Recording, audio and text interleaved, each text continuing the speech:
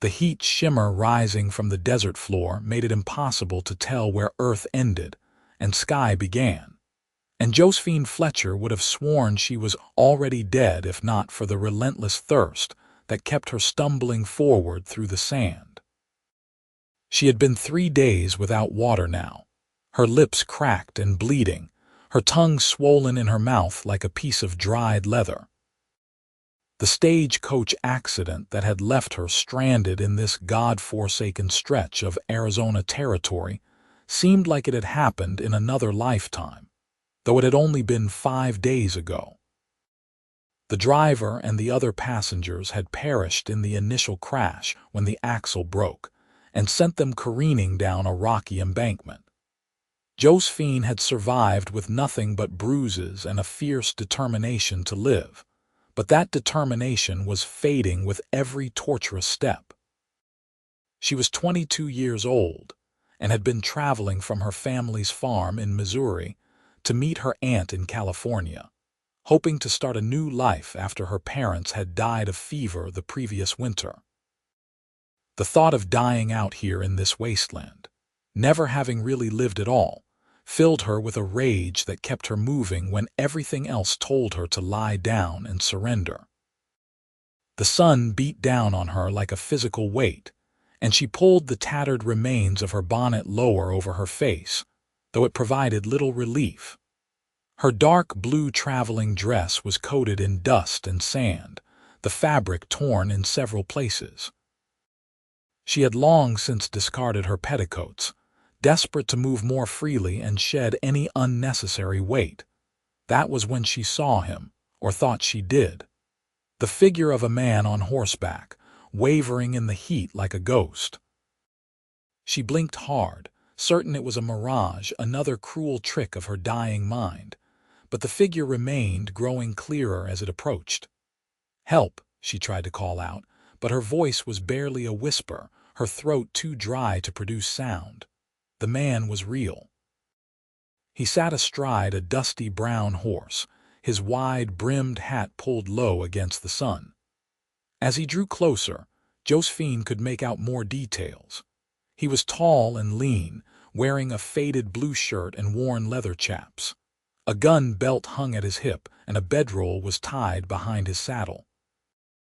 She stumbled forward, raising one hand in a desperate gesture, and then her legs finally gave out. The sand rose up to meet her face, and the last thing she saw before darkness claimed her was the man spurring his horse forward. Josephine woke to the sensation of wetness on her lips. For a moment she thought she had died and gone to heaven, but then she felt strong hands supporting her head and a canteen pressed gently to her mouth. "Easy now," a deep voice said. "Just small sips or you will make yourself sick." She opened her eyes and found herself staring into a pair of concerned gray eyes set in a sun-weathered face. The man was perhaps 25 or 26, with dark hair that curled slightly at his collar and a day's worth of stubble on his jaw. There was a kindness in his expression that made something in her chest tighten with relief and gratitude. She drank greedily despite his warning, and he pulled the canteen back. "I know you are thirsty, but you have to take it slow, trust me." "More," she managed to croak. "Please, in a minute." He tilted the canteen and poured a small amount of water into his palm, then used it to wipe the dust from her face. The gesture was so gentle, so unexpected that tears pricked at her eyes. "Thank you," she whispered. "Can you sit up?" he asked. With his help, she managed to prop herself up against a large rock. They were in the shade of an outcropping she had not even noticed in her delirium. His horse stood a few feet away, looking remarkably calm considering the circumstances. He handed her the canteen again, and this time she forced herself to take measured sips, though every fiber of her being screamed at her to drain it dry. "What is your name?" he asked, settling down beside her on his heels. "Josephine Fletcher," she said, her voice already sounding stronger with the water in her system. "Everyone calls me Josie." Paxton Lawson, he replied, touching the brim of his hat. Though most folks call me Pax, what in blazes are you doing out here alone? She explained about the stagecoach accident, how she had tried to walk back the way they had come, thinking she could reach the last town they had passed through. But she had gotten turned around in the vast sameness of the desert and had been wandering for days. Pax listened intently, his expression growing grimmer with each detail. When she finished, he shook his head. You are a long way from anywhere, Miss Fletcher. The nearest settlement is Deer Lodge, Montana, but that is 200 miles north of here. Where exactly did your stagecoach crash? I do not know, she admitted, feeling foolish. I just started walking. He stood and scanned the horizon in all directions, his hand shading his eyes. Well, we have got a problem, he said finally. I am headed north to Montana myself, tracking some horses that were stolen from my ranch. But I was only expecting to be out here another day or two, and I only have one canteen. Josephine felt her heart sink. You should go on without me. Leave me the canteen and I will try to make it to wherever you say. He looked at her as if she had suggested he sprout wings and fly. That is not going to happen, Miss Fletcher. I am not leaving anyone to die in the desert, especially not a woman. We will just have to share what water we have and hope we can find more along the way. But your horses, she protested weakly, can wait, he said firmly. Besides, if I let you die out here, my mother would rise from her grave and tan my hide. He said it with a slight smile that made his whole face transform, and despite everything, Josephine found herself smiling back. Can you ride? He asked. She nodded. She had grown up on a farm and had ridden horses since she was a child, though never in conditions like these. All right then. We are going to have to ride double. Thunder here is strong, but we will need to take it slow in this heat. He patted the horse's neck affectionately. Pax helped her to her feet and she swayed slightly before finding her balance. He kept a steadying hand on her elbow as he led her to Thunder. The horse was indeed impressive, a sturdy animal with intelligent eyes. I am going to lift you up, Pax said. You will ride in front, so I can keep you steady if you start to feel faint. She nodded, too tired to feel embarrassed as his hands circled her waist, and he lifted her onto the horse with surprising ease. He swung up behind her a moment later, one arm coming around her middle to hold her secure while the other hand took the reins. Ready? He asked, his breath warm against her ear. Yes, she said, though in truth she was not sure she was ready for anything. They set off at a walk, Thunder moving with a steady gait that spoke of long experience with difficult terrain. The sun continued its merciless assault, and Josephine found herself leaning back against Pax's solid chest without quite meaning to. He did not seem to mind, his arm tightening slightly to support her better. Tell me about your ranch, she said after a while, desperate for distraction from the heat and thirst. Not much to tell, he said. It is a small spread, just me and a few hired hands. We raise horses mostly, some cattle. It is not fancy, but it is mine. Well, mine and the bank's, he added with a wry chuckle. Is that why the stolen horses are so important? Partly. But mostly it is the principle of the thing. A man steals from you, you cannot just let it go or everyone will think you are soft. Out here, your reputation is everything. They rode in silence for a while, and Josephine found her eyes drifting closed despite her best efforts to stay alert. You can sleep if you need to, Pax said quietly. I have got you. She wanted to protest, to tell him she was fine, but the exhaustion was too overwhelming. Within minutes, she was asleep, held safe in the arms of a stranger who had saved her life.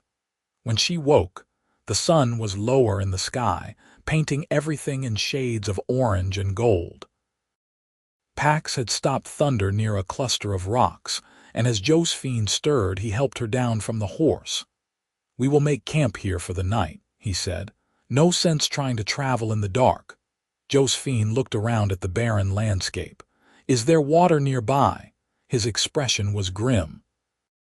No, we will have to ration what we have in the canteen.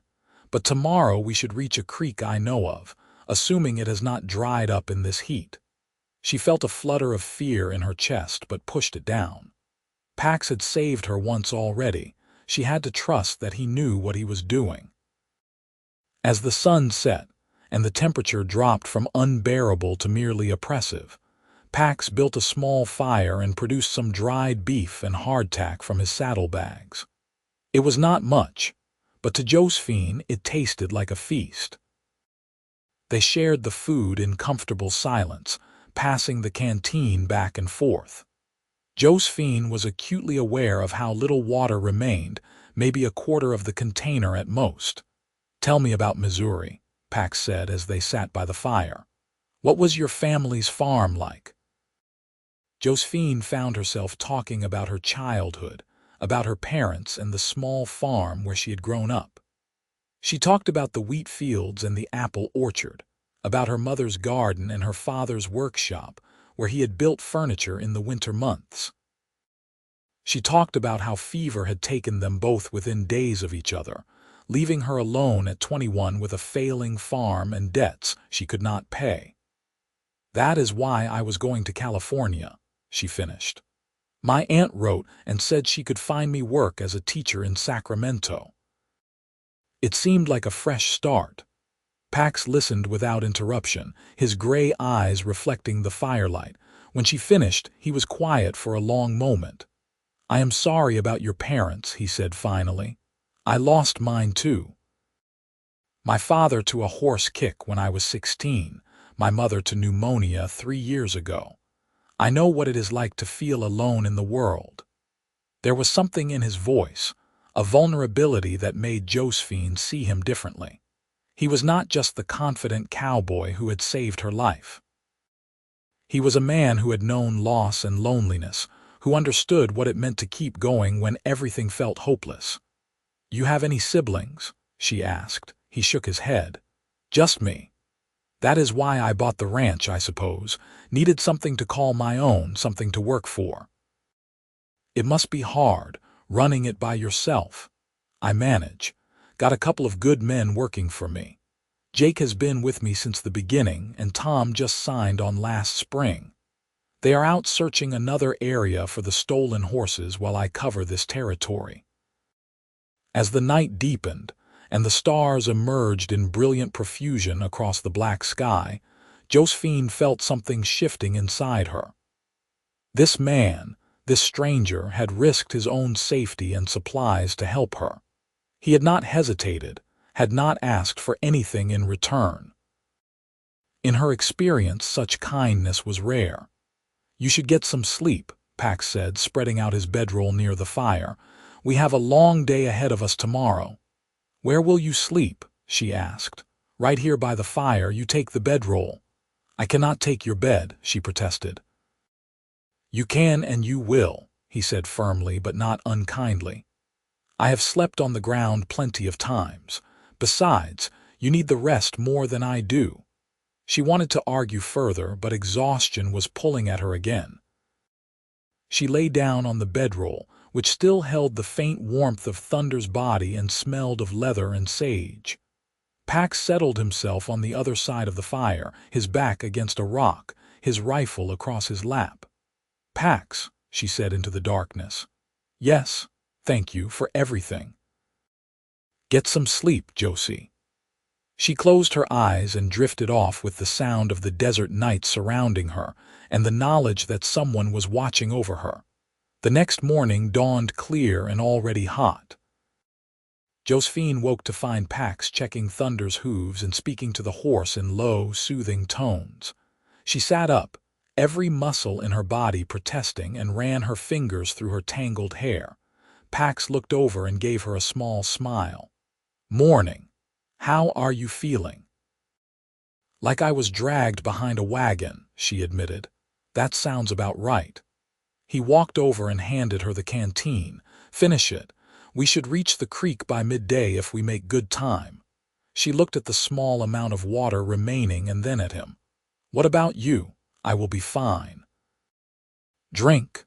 She did, grateful for the moisture even as worry gnawed at her. What if the creek had dried up? What if they did not reach it by midday? But she pushed the thoughts away and focused on preparing for the day ahead. They were on Thunder and moving within the hour, the horses' steady gait eating up the miles. Pax kept them headed north, using the position of the sun and landmarks that Josephine could not identify to navigate. As the morning wore on and the heat intensified, she could feel Pax's breathing grow more labored behind her. He had not had any water since yesterday evening, and he was exerting himself far more than she was, guiding Thunder and keeping her steady. "Are you all right?" she asked, turning her head slightly to look at him. "Fine," he said, but his voice was rough. "You are not fine, you need water. We will be at the creek soon." But noon came and went, and there was no sign of water. The landscape remained stubbornly barren, nothing but sand and rock and the occasional desperate-looking scrub brush. Josephine could feel the tension in Pax's body increasing, though he said nothing. Thunder plodded on, but even the horse seemed to be flagging now. "Could we have passed it?" she asked quietly. "No." But he sounded less certain than before. They continued on as the sun arced past its zenith and began its slow descent toward the western horizon. Josephine's throat was dry again, her lips cracking. Behind her, she could hear Pax's breathing becoming more ragged. Finally, as the sun touched the tops of the distant mountains, she saw it. A line of green cutting across the brown landscape, the unmistakable sign of water. "There," Pax said hoarsely, and Thunder seemed to sense it too, picking up his pace without being urged. The creek was little more than a trickle, nothing like what it must have been in wetter times, but it was water. Clear, blessed water running over smooth stones. Pax dismounted first, stumbling slightly, and then helped Josephine down. Thunder immediately walked to the creek and began drinking, and Josephine dropped to her knees beside the animal, cupping her hands and bringing the cool water to her mouth. It was the most delicious thing she had ever tasted. She drank until her stomach ached, then sat back on her heels, water dripping from her chin. Beside her, Pax was doing the same, his face submerged in the creek. When he finally sat up, water streaming from his hair and face, he looked at her and laughed. It was a sound of pure relief and joy, and Josephine found herself laughing too, the sound echoing across the desert. "We made it," she said, still half in disbelief. "We made it," he agreed. They made camp by the creek that evening, and for the first time since the accident, Josephine felt hope stirring in her chest. Pax refilled the canteen and then caught 2 desert rabbits with snares he set up, cooking them over the fire until the meat was tender and flavorful. As they ate, Josephine found herself studying him in the firelight. He was handsome in a rugged way, with strong features and those remarkable gray eyes. But it was more than that. There was a steadiness to him, a quiet competence that made her feel safe. "What will you do when we reach Deer Lodge?" Pax asked, breaking into her thoughts. "I suppose I will try to find work," she said. "Save up enough for passage to California. That could take a while. Deer Lodge is not exactly a booming metropolis. I will manage. I am good with numbers and I can read and write well." "Surely someone needs those skills." He nodded slowly, but something in his expression seemed troubled. "You have family waiting for you in California." "Just my aunt. She is my mother's sister. I have never actually met her, but we have been writing letters since I was a girl." "That is a long way to go for someone you have never met." "Where else would I go?" The question came out more plaintively than she intended. "I have no one, nothing. At least in California I would have my aunt." Pax poked at the fire with a stick, sending sparks spiraling up into the night. "You have got courage. Not many women would have survived what you have been through." "I did not do it alone," she said softly. "You saved my life, Pax. I do not know how I will ever repay you." He looked at her then, and there was something in his eyes that made her breath catch. "I do not want repayment, Josie. I just want to see you safe."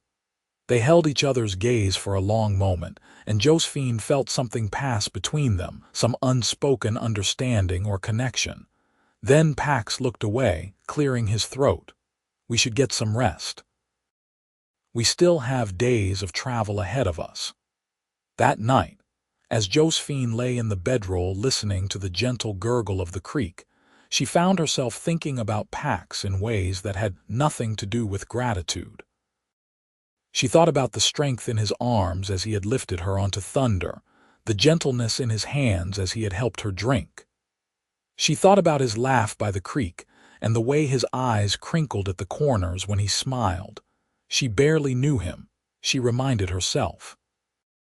They had been together less than 2 days.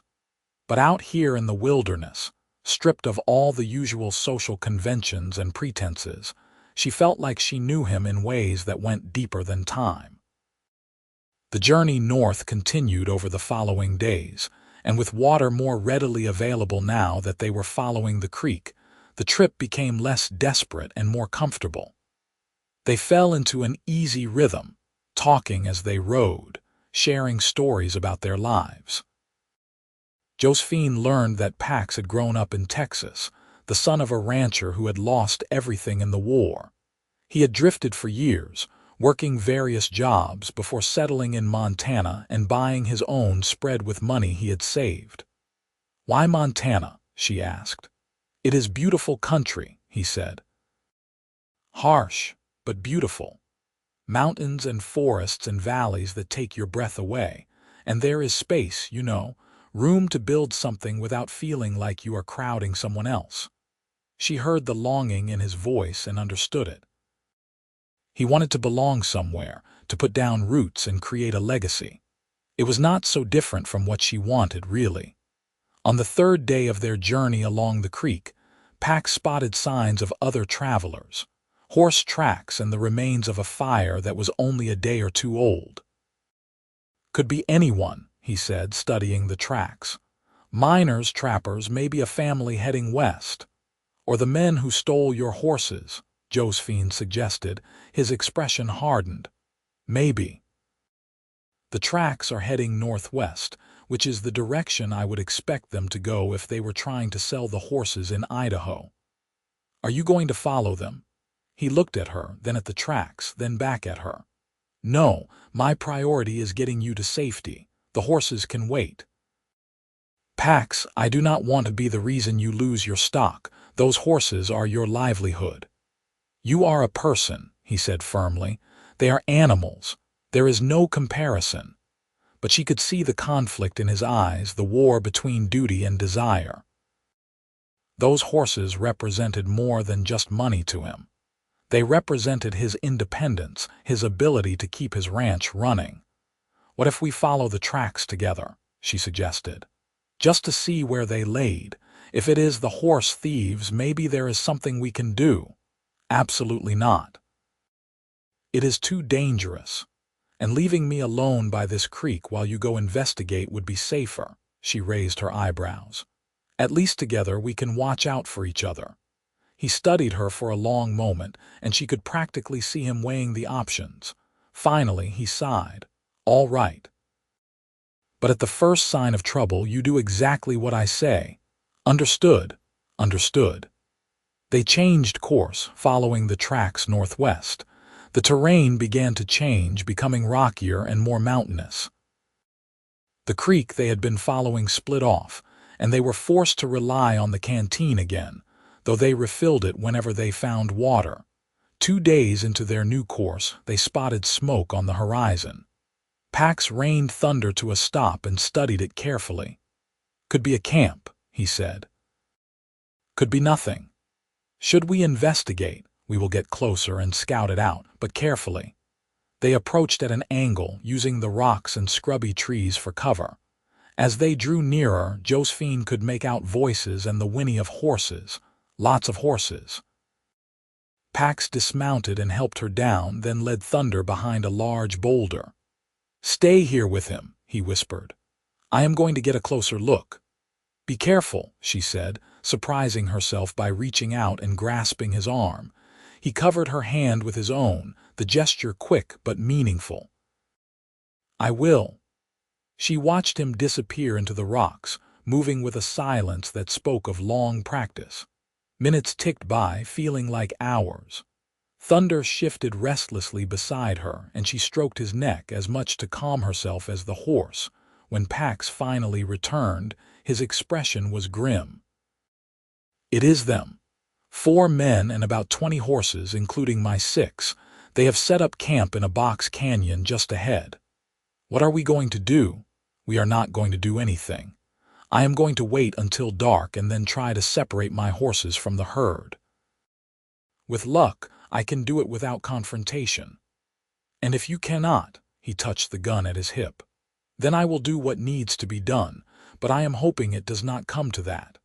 They waited as the sun set and darkness fell over the land.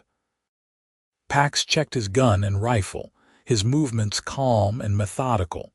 Josephine felt her stomach churning with anxiety. "What if something goes wrong?" she asked. "Then you take Thunder and ride north as fast as you can. There is a town called Silver Creek about 50 miles from here. Find the sheriff and tell him what happened. Pax, I cannot just leave you. You can and you will if it comes to that." He looked at her intently. "Promise me, Josie."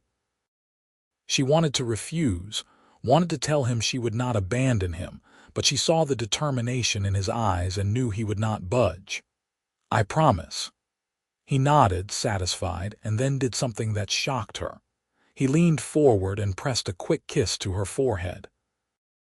"For luck," he said, and then he was gone, melting into the darkness. Josephine stood frozen, one hand touching the spot where his lips had been. Her heart was pounding, and it had nothing to do with fear for his safety and everything to do with the warmth spreading through her chest. She waited in an agony of suspense, every small sound making her jump. 20 minutes passed, then 30.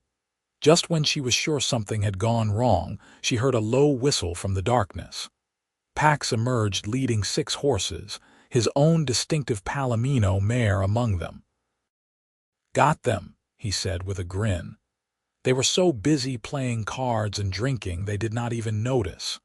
Relief flooded through her, so intense it made her knees weak. "Thank God. We need to move fast, though. Once they realize the horses are gone, they will come looking." They worked quickly, tying the horses together in a string and mounting Thunder. Then they were moving, heading north at a pace that was just short of reckless in the darkness.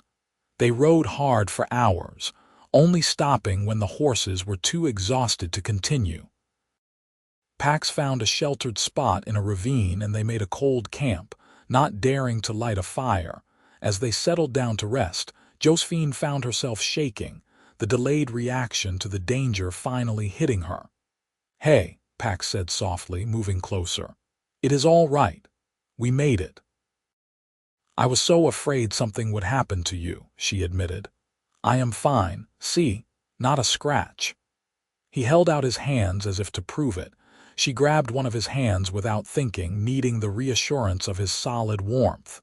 He did not pull away. Instead, he squeezed her fingers gently. "Josie," he said quietly, "I need to tell you something." Her heart stuttered. "What?"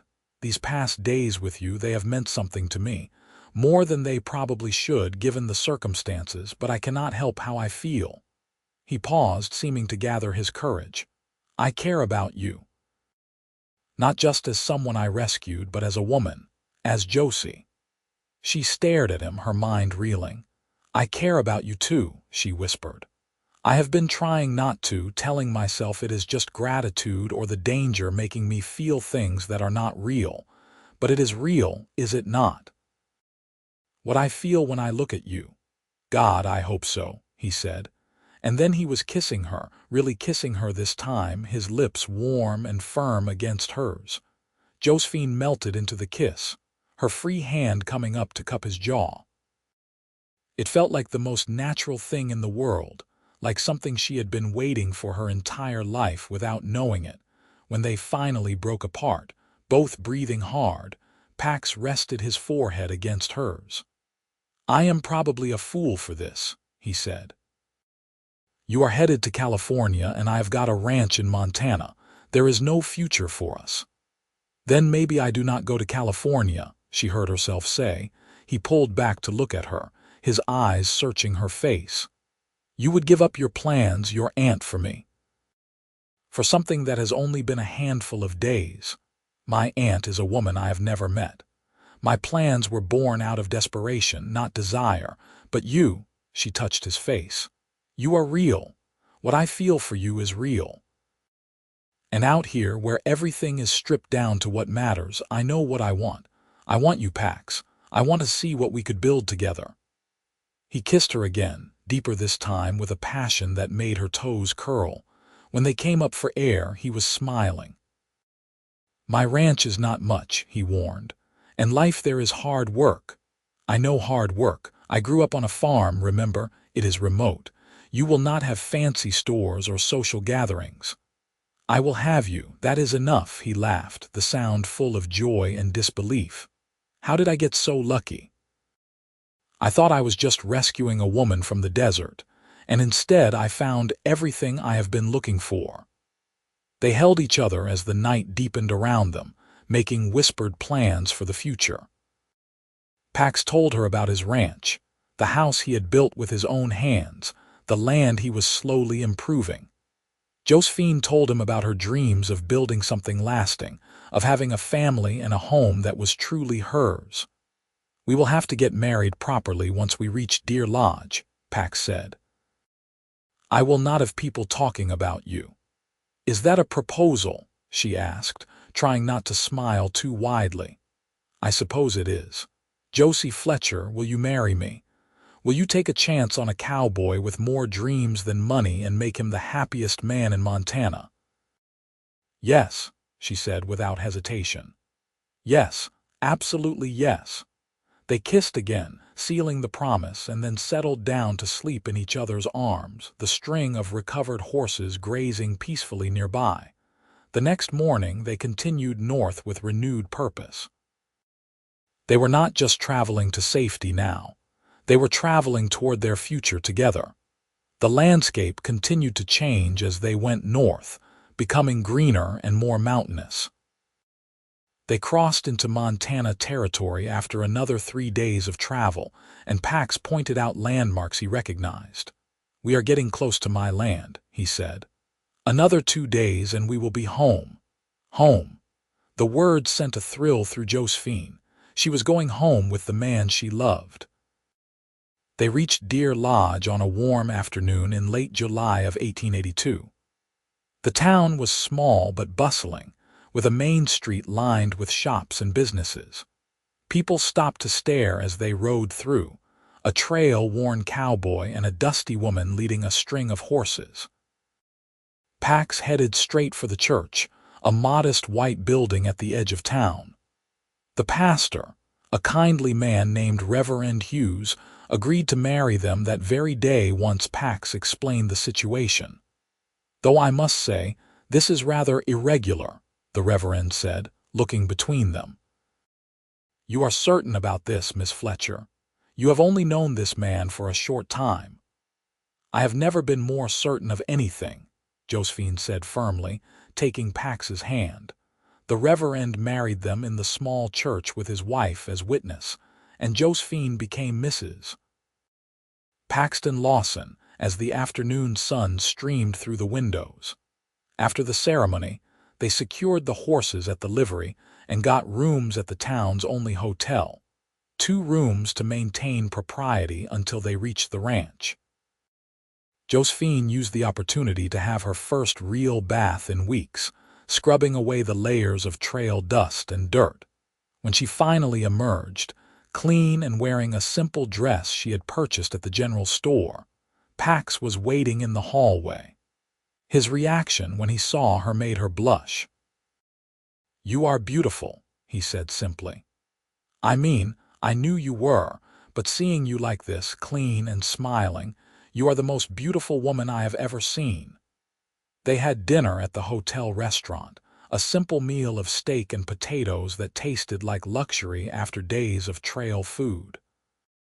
Other diners stared openly, and Josephine heard whispers about the cowboy who had come back with a wife. "Does it bother you?" Pax asked quietly. "The attention?" "No," she said honestly. "Let them stare. I am proud to be your wife." His hand found hers under the table, squeezing gently. The next morning they set out for Pax's ranch, leading the string of horses. The landscape was breathtaking, with snow-capped mountains in the distance and forests of pine and aspen. Meadows full of wildflowers stretched between rocky outcroppings, and streams of clear water cut through the valleys. "It is beautiful," Josephine breathed. "Wait until you see it in the fall," Pax said. "The aspens turn gold and the whole mountainside looks like it is on fire." They reached the ranch in the late afternoon. It was nestled in a valley with a creek running through it, surrounded by rolling hills perfect for grazing. The house was small but sturdy, built of logs with a stone chimney. There was a barn, a corral, and a few other outbuildings.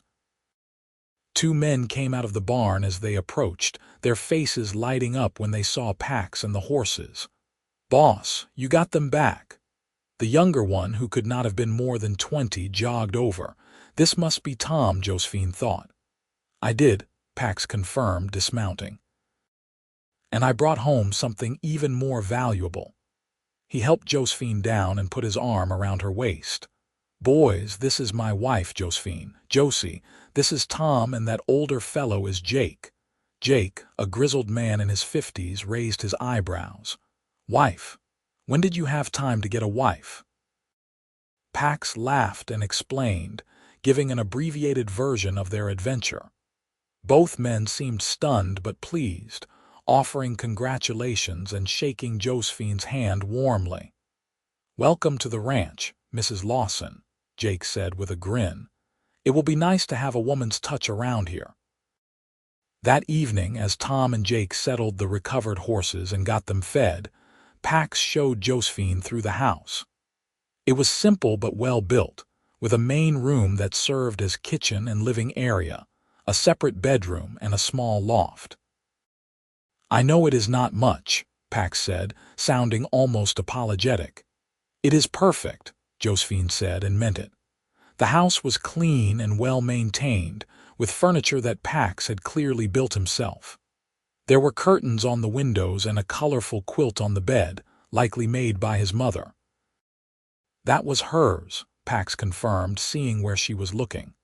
"One of the few things I have left of her. If you would rather put it away and use something else, I understand."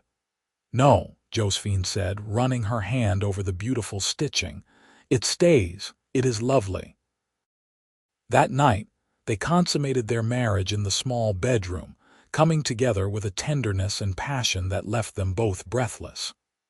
Afterwards, Josephine lay in Pax's arms, listening to his heartbeat, and felt a peace she had never known before.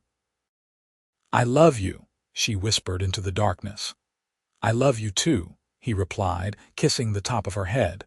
"More than I knew it was possible to love someone." The next days and weeks were a whirlwind as Josephine settled into life on the ranch.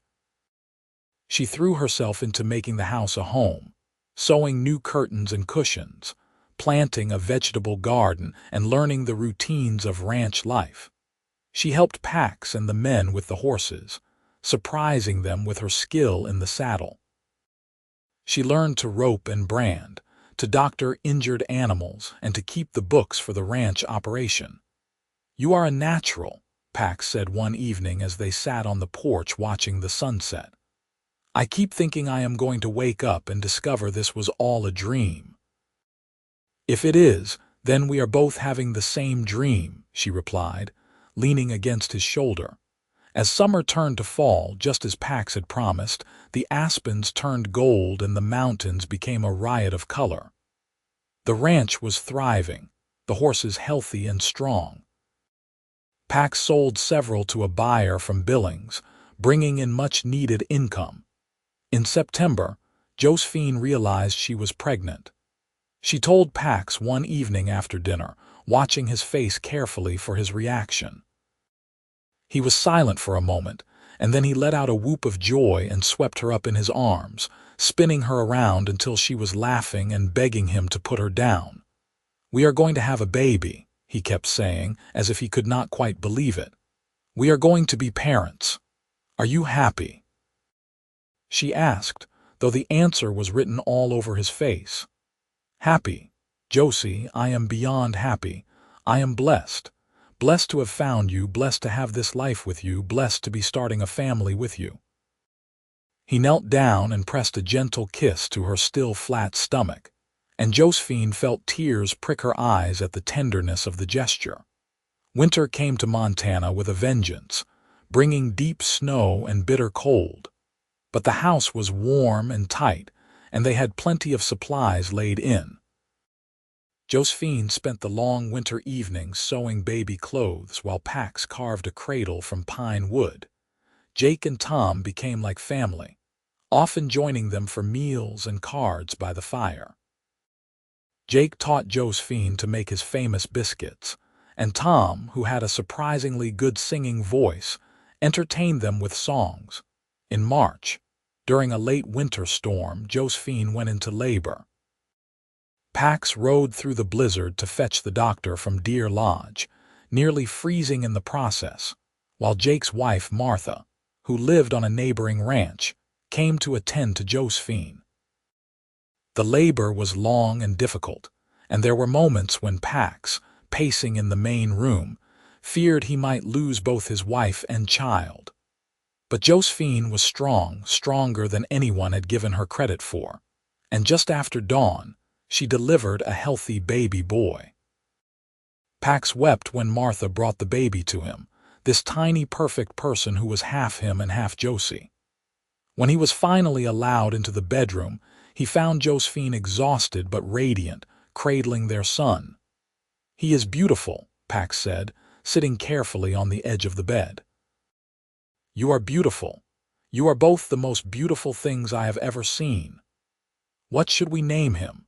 Josephine asked. They had discussed names throughout the pregnancy but had never quite settled on one. Now, looking at his son's face, Pax knew exactly what the name should be. "Thomas James," he said.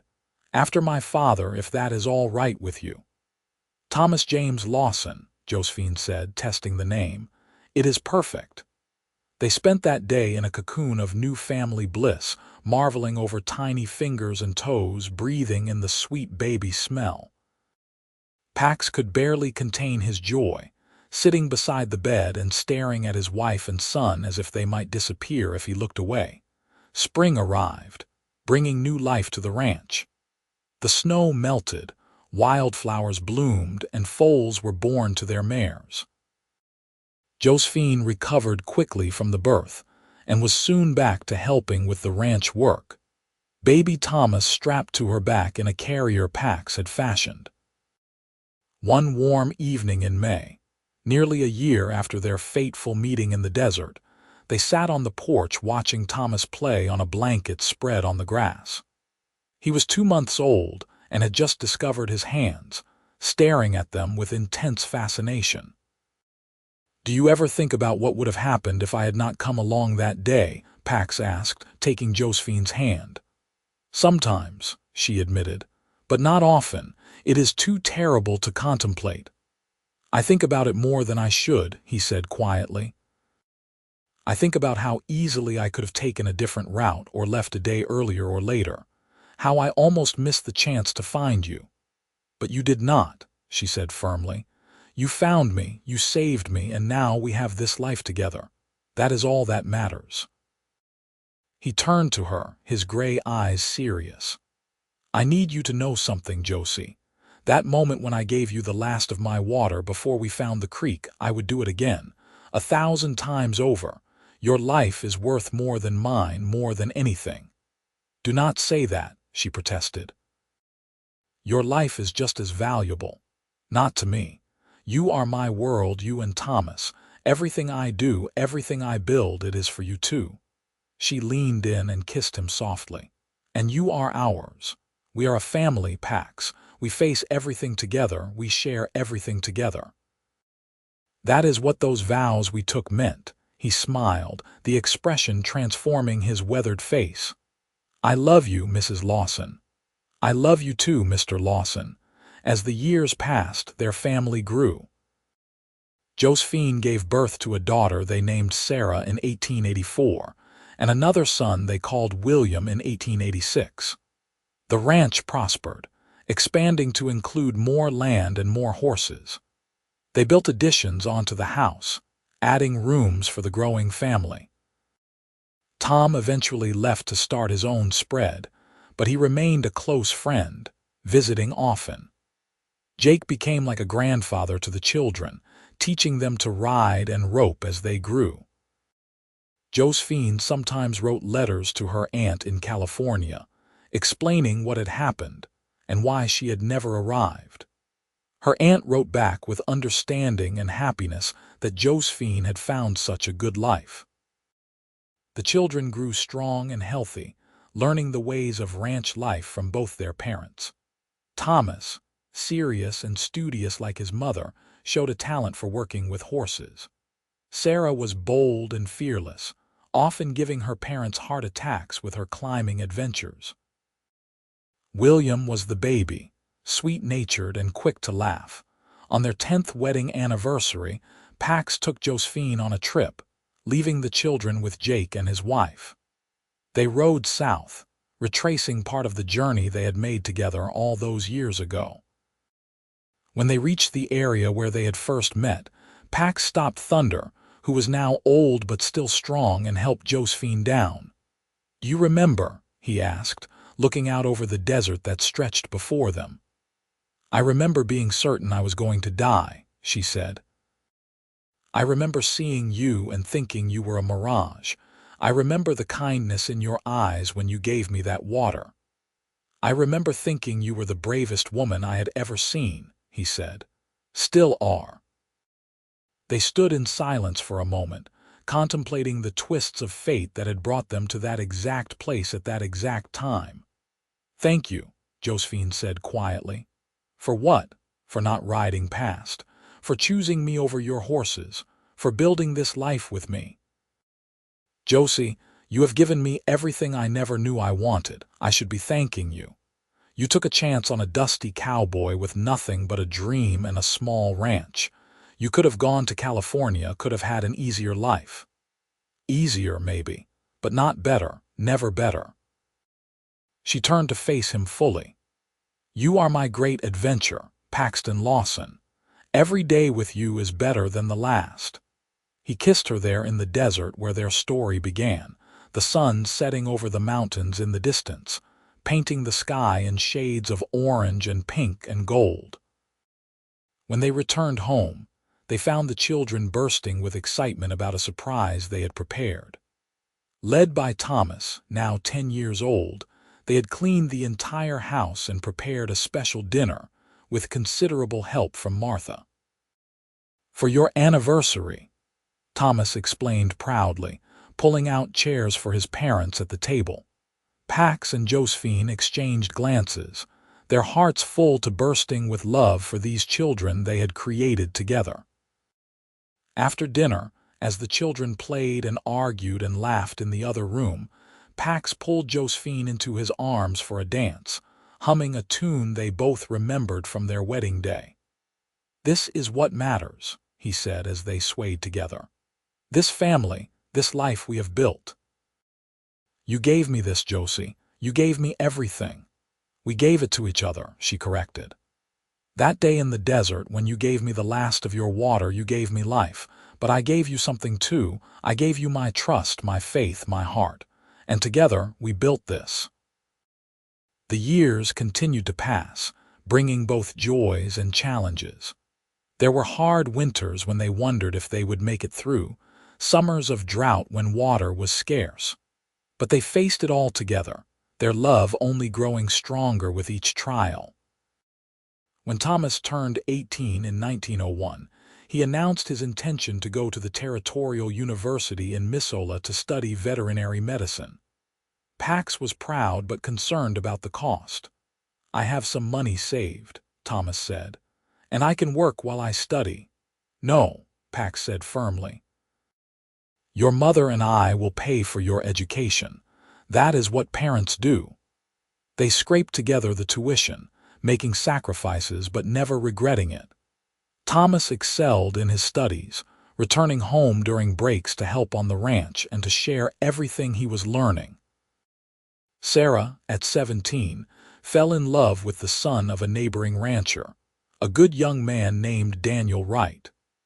When Daniel asked for Sarah's hand, Pax gave his blessing, though Josephine cried at the thought of her daughter leaving home.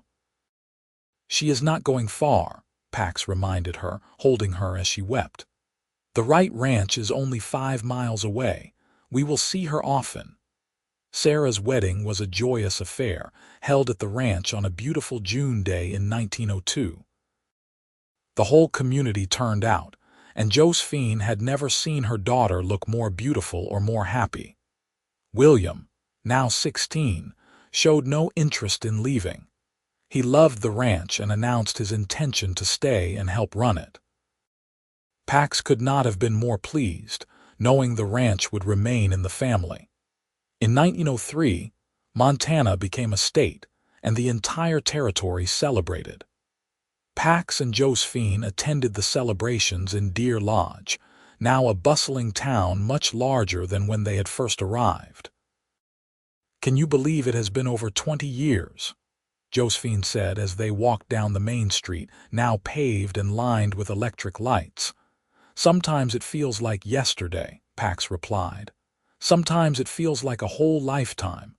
"It has been a lifetime," she said. "A good one."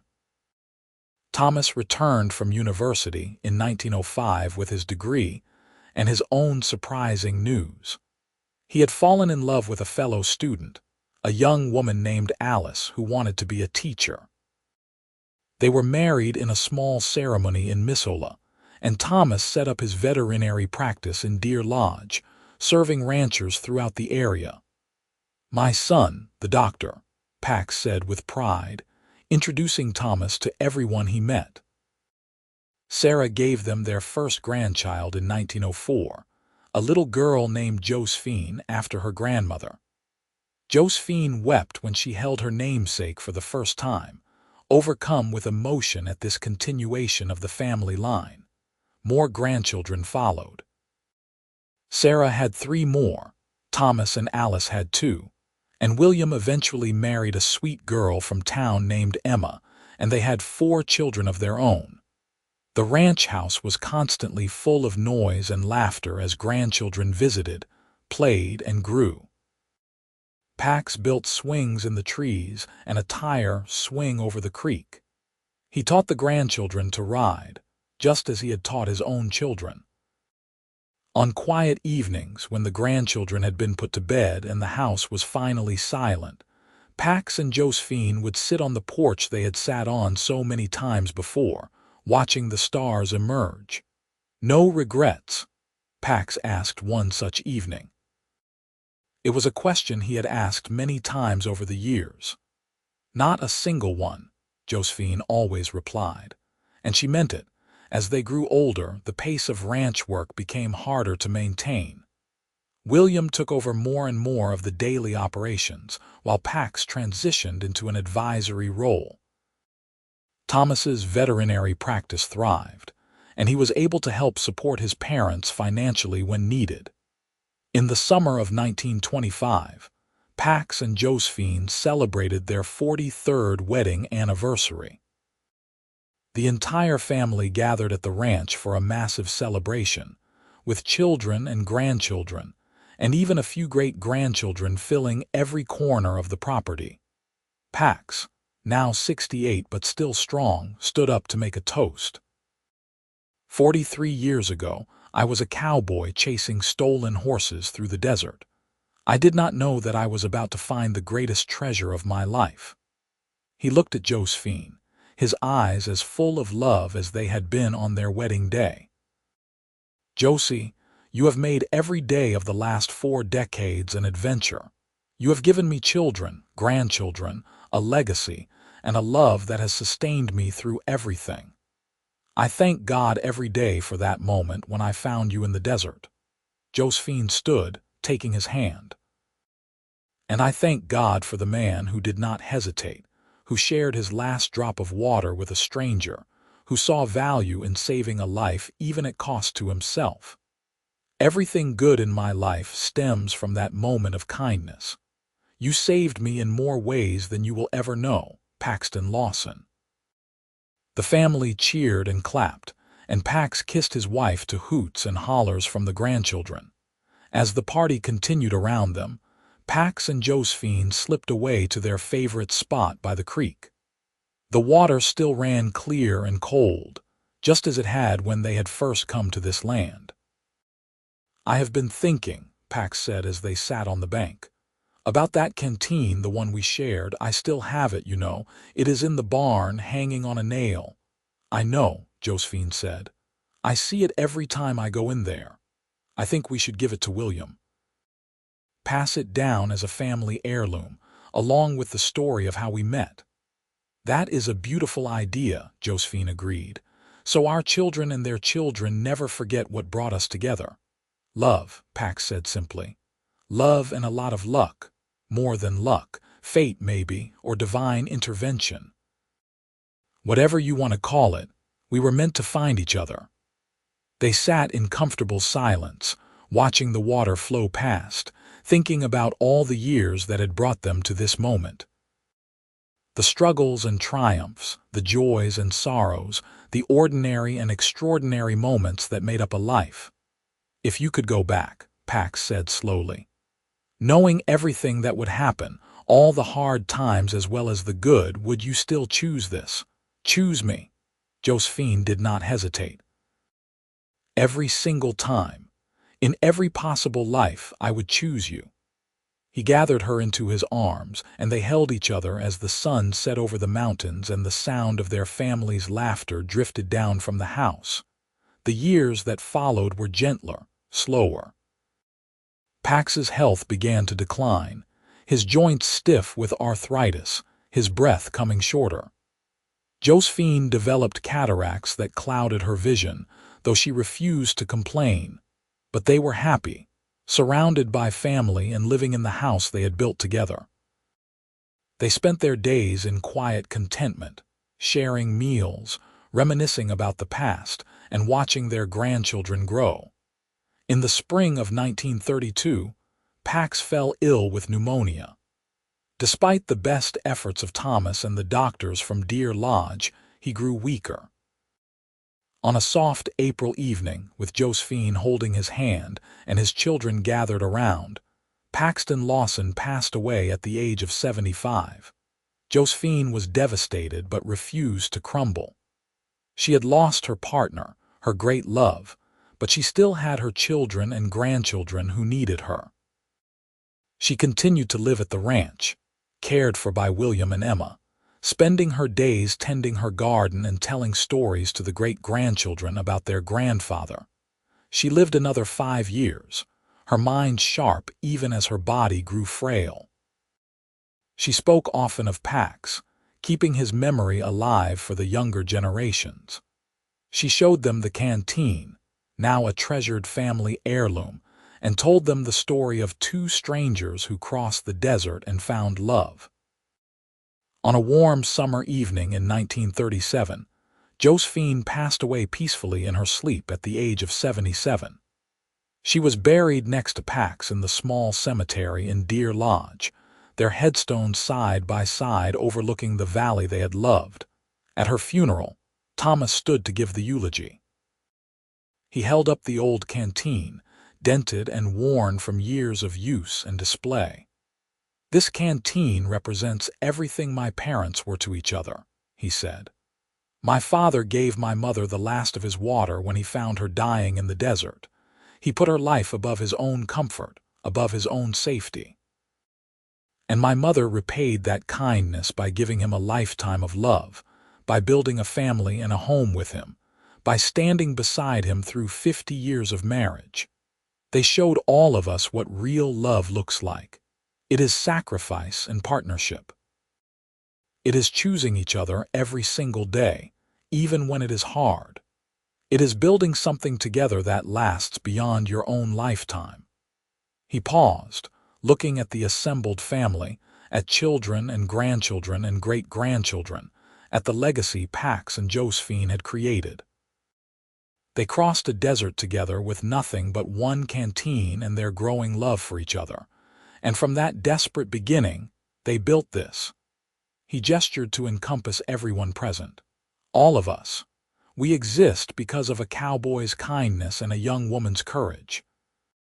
Because two strangers met in the most unlikely circumstances and chose to build a life together. That is the legacy they leave us. That is what we must remember and honor. The family carried that story forward, passing it down through the generations. The ranch remained in the Lawson family, worked by William's descendants. The canteen was displayed in the family home, a reminder of where it all began.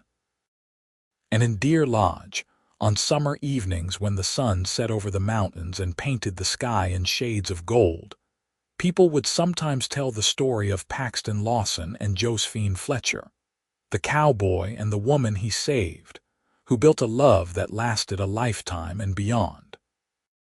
Their story became legend in Montana, a tale of romance and resilience, of two people who found each other in the most desperate of circumstances and created something beautiful. It was told at weddings and family gatherings, a reminder that love can be found in the most unexpected places, and that sometimes the greatest adventures begin with a single act of kindness. The desert that had nearly claimed Josephine's life became the birthplace of a love story that touched hundreds of lives over the course of a century. And though both Pax and Josephine were long gone, their love lived on in the family they had built, in the land they had nurtured, and in the hearts of everyone who heard their story. It was a story of the Wild West, of hardship and hope, of strangers becoming lovers and building a legacy that would endure long after they were gone. It was a reminder that in the harshest of circumstances, humanity and love can flourish. That a single decision, a single moment of compassion, can change everything. Paxton Lawson gave Josephine Fletcher the last drop of water from his canteen in the summer of 1882, never knowing he was giving her a future, a family, a love that would define both their lives. And Josephine took that gift and honored it every day they were together, building a home and a life that was everything either of them had ever dreamed of. Their story was extraordinary, but it was also simple. It was the story of two people who met by chance, fell in love despite all odds, and chose each other every single day for the rest of their lives. It was proof that love is not just found in grand gestures, but in the quiet moments of partnership, in the daily choice to stand together, in the willingness to share your last drop of water with someone who needs it more than you do.